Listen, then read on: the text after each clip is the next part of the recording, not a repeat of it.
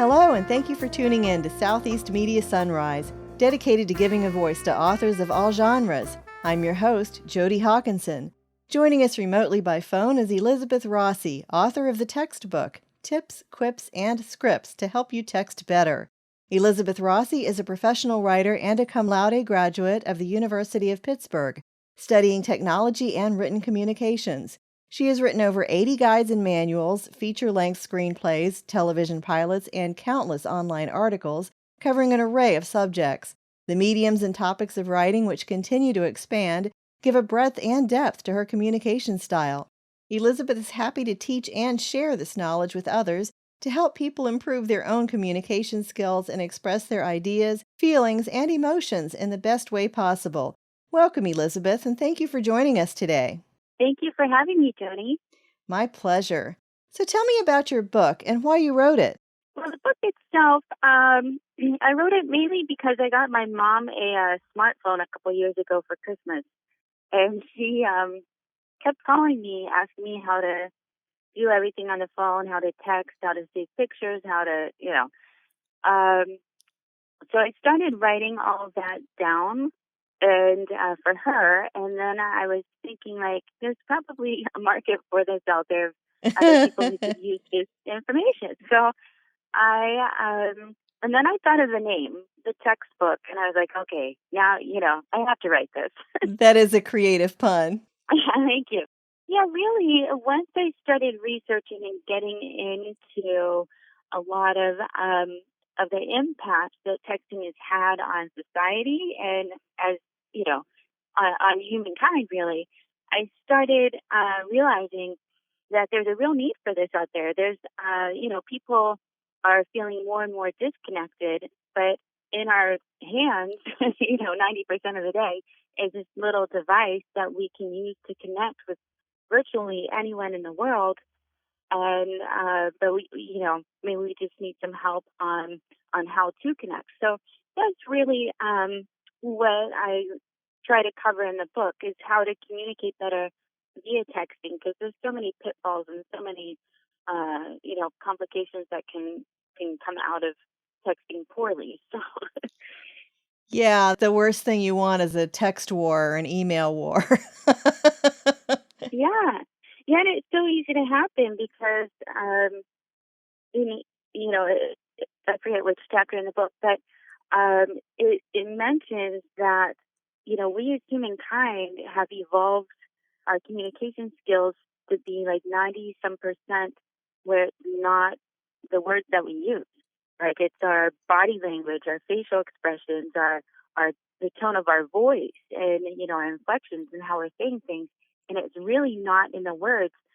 So when that 90-some% is stripped away and all you have are the words, there can just be texting wars, like you said, So it's a tricky subject. Tell me what your inspiration was. Really, I think just to help people and help people build those bridges and connections with others. Because it can be, a big and lonely world out there, and if, especially if you don't know how to communicate or connect with other people, and you start to feel isolated. A friend of mine is a psychologist who's studying happiness, and in the research for the book, I was talking with her like what really makes people happy, and she said one of the key factors is feeling connected to others. So, I took that and, a lot of information and just try to put that in the book, how to connect via text. We were speaking about different pitfalls. How did you go about researching pitfalls for your book? It came from a lot of experiences, my experience, colleagues, friends, family experiences, seeing what they're going through, reading up on electronic communication and the problems that are out there, both personally and professionally, just experiences people have been having really with the pitfalls and the consequences of those. Like, for example,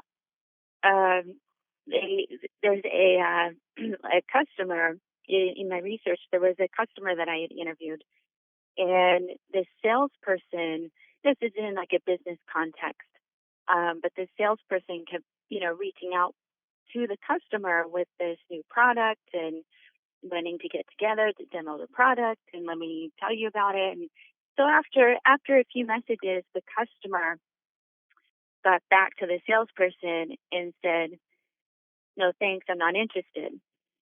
So the salesperson messaged back to the customer and just wrote, "Thanks for the FU, period." So the customer was like, "What kind of salespeople is this company hiring?" And he was really offended. So he reached out to the corporate headquarters, and he reached out to the head of sales, or president of sales, or whatever it was, forwarded the chain, and was really trying to get the guy fired, the salesperson. So after some investigation, they got back to the customer and said, apologized, of course, and said, "We're so sorry. That meant thanks for the follow-up." Just that, yeah. So, that one acronym could have cost that guy his job. And he didn't, he's just thinking follow-up. Holy So cow. yeah, there's really, there's a lot of pitfalls. And that's just one of them, using that acronym. I have another example actually where a doctor was text messaging with a patient, and he had like authorization, all full, was fine that way.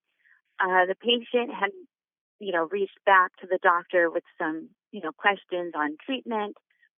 The doctor messaged back, and again, using like some kind of medical acronym, which the patient mistook to mean something completely different, went down a different path of treatment, and unfortunately ended up having to get part of their leg amputated because they misunderstood a medical acronym that was used in a text message. So then, of course, there's a whole liability issue there. So there's a lot of complications and definite pitfalls that can really affect people and affect people's lives if you're just not aware of it, aware of the pitfalls. So that that was during the research, that was a really strong impetus for me to, really put this book together, because I'm seeing really smart people doing just, haphazard or really stupid things on their smartphone. So we just have to make smart people do smart things on their smartphone. That's my goal. Well, that was a very sweet dedication to your brother in the foreword. Do you want to tell me more about that? Sure. Yeah, my brother, he had passed away 2 years ago, just over 2 years ago, unexpectedly. I'm sorry. And it came as a thank you. Yeah, it was a real shock to the whole family and community and his friends. And he and I were very close.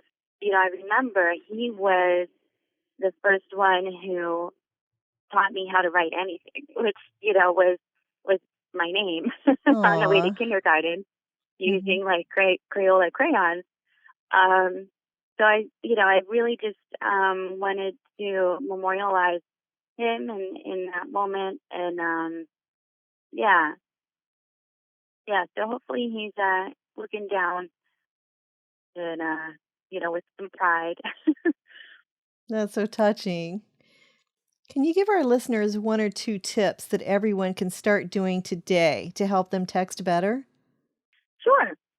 Yeah. First off, going back to the acronym, if there's not an established relationship, um, or if there's any doubt or question, just spell out the word. It takes probably 7 extra clicks or taps, or in 3 seconds, but it can eliminate so much confusion and ambiguity. So, um, if it's your best friend of 20 years, by all means, because you guys know each other. But especially in a professional or business setting.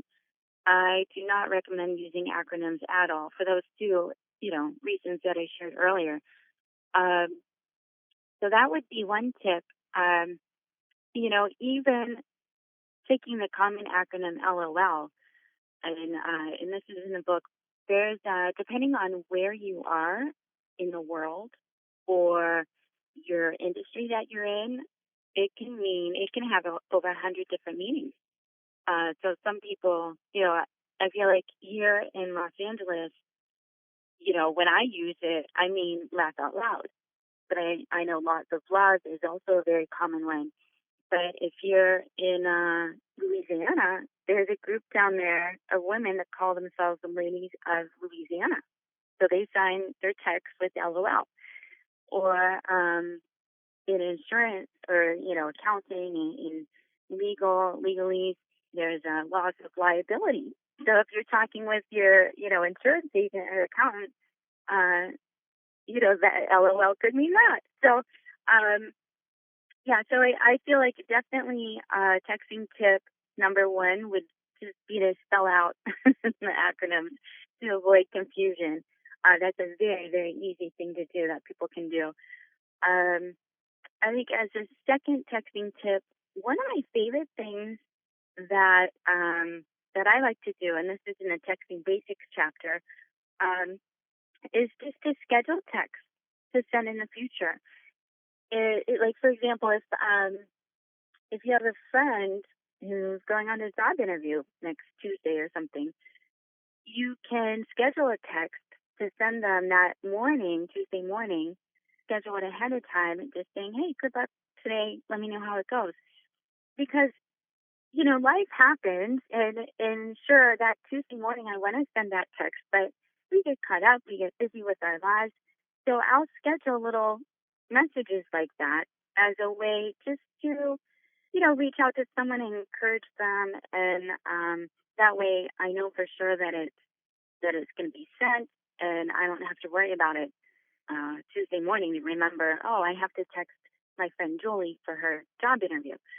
So that's a really nice and easy thing to do to schedule, happy birthday messages, happy anniversary, or just thinking of you, whatever it might be. It's a really great way to connect with other people. And if you're a bit of an insomniac like me, and you wake up in the middle of the night thinking of a million things that you need to do and a million people that you want to reach out to, I'll write my text messages, at 4 in the morning, and then I schedule them to go out at 10 o'clock that morning. So that's probably one of my favorite uses of texting is pre-scheduled messages. I think that's going to be my new favorite use. Yeah. Yeah, it's really handy. So the texting personality quiz and traits are amazing. How did you develop those? Oh, thank you. Yeah, I actually started, thinking about, personality styles and how they influence our communication style, and then how that influences texting.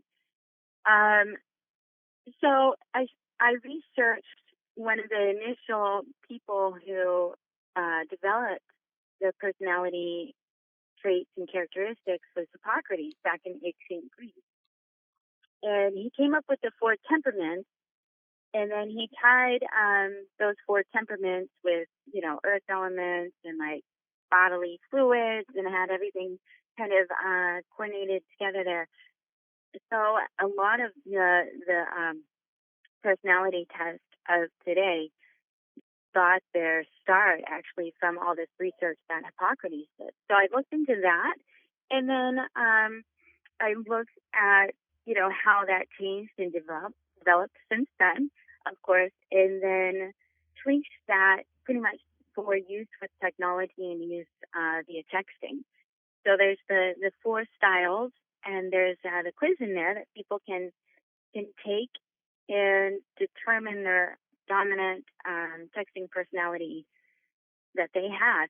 And granted, I feel like everyone, so I'm a comforter. I always like to make sure everyone is happy and taken care of. And that's very true. And it lists the traits in there for me and how I can also text better at being a comforter, text better with other people. And but you can kind of read through the other personalities and see, oh, I know so-and-so, they're an executive, or I know so-and-so and they're an entertainer. So you get a sense of how to best communicate with the other personalities that way. Oh, and that gives you an idea of how they're coming across when they text you as well, right? Yeah, very true. Like I dated a guy who was an executive texting personality type, which they're very direct to the point, very little use of emoticons, if any, and I was like, what's going on with this guy? Why is he just, 2-3 word text messages? But then I just realized that's his communication style via texting. Um, I think it's helpful to understand that and have that awareness. And I feel like each of us has a dominant texting personality, but there's also, any one of us could step into the other personalities here or there in different situations, but we all tend to have like one dominant texting personality. You discussed some of the legalities of texting in business settings. I know we touched on that a little bit before, like the acronym that the doctor had used that was mistaken for something else. Can you elaborate a little more on that? Sure. Well, in that particular case, the patient tried to go after the doctor and the hospital, and really it's kind of unprecedented because this is new territory that a lot of businesses and companies are facing with, texting their customers and texting their patients or clients. So it's, there's a lot of gray areas, I feel like, yet, but the liabilities, a lot of that can be avoided by, spelling out acronyms, using punctuation, a lot of the common English language things that sometimes get overlooked in text messages. So it looks like that's all the time we have for today. Anyone interested in purchasing this book can log into semediapro.com or visit amazon.com. This book is available on Kindle and in paperback, free if you're a member of Kindle Unlimited. It's also a matchbook paperback, so if you purchase it on paperback, you can get it on Kindle for a cheaper price. You can also visit errossi.com. That's ERROSSI.com. And that's Elizabeth Rossi, author of the textbook, Tips, Quips, and Scripts to help you text better. Thanks again for joining us today, Elizabeth. Thank you. Thanks for having me. And listeners, if you're interested in getting your book published, please visit us at semediapro.com and click on the book publishing link. This is Jodi Hockinson, host of Southeast Media Sunrise, Southeast Media Productions. Like us on Facebook at Southeast Media Productions or visit our website at semediapro.com.